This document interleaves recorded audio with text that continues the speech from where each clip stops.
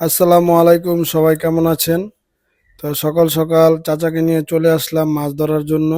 তিনি মাছ ধরার জন্য তার পোশাক পরিবর্তন করছেন।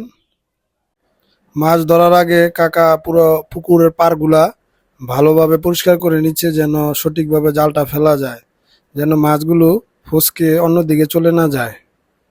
তো কাকা পুরোপুরি প্রস্তুতি নিয়ে ফেলেছে, এখন জাল ছুঁড়ে মারবে পুকুরে। এই তো মেরে ফেললো।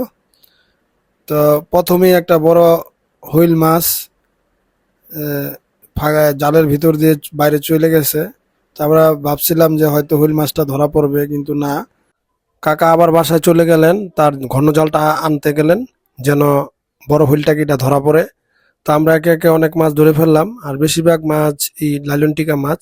আর আমি সবসময় চেষ্টা করতাম অর্গানিক খাবার খাওয়ানোর জন্য মাছকে। অনেকে ফিড খেয়ে অল্প সময় বড় করে, আমি তা করি না।